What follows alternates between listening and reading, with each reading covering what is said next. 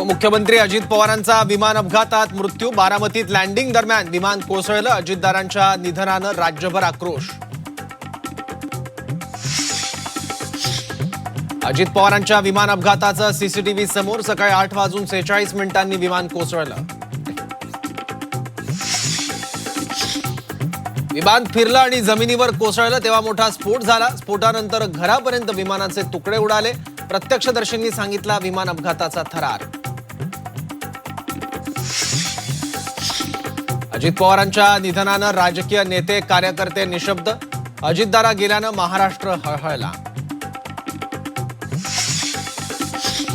अजितदारांच्या पार्थिवावर उद्या होणार अंत्यसंस्कार. बारामतीतील विद्याप्रतिष्ठानच्या मैदानावर सकाळी 11 वाजता अंत्यविधी.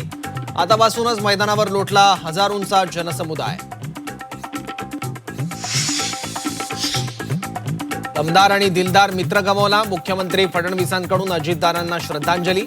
महाराष्ट्राच्या प्रश्नांची उत्तम जाण असलेला नेता हरपल्याची प्रतिक्रिया. अजित पवार हे जनतेचे नेते, तळागाळातील नेता, कष्टाळू व्यक्तिमत्व म्हणून अजित पवारांचा सर्वत्र आदर. अजितदारांच्या निधनानंतर पंतप्रधान मोदींचं ट्विट.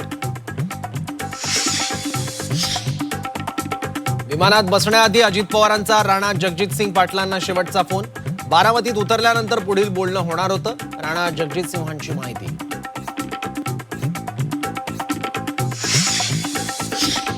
अजित पवारांच्या विमान अपघाताची निष्पक्ष चौकशी झाली पाहिजे. अशोक चव्हाण, ममता बॅनर्जी, अखिलेश यादव आणि मल्लिकार्जुन खरगे यांच्याकडून चौकशीची मागणी. विमान अपघातात कुठलंही राजकारण नाही. चौकशीच्या मागणीनंतर शरद पवारांची प्रतिक्रिया.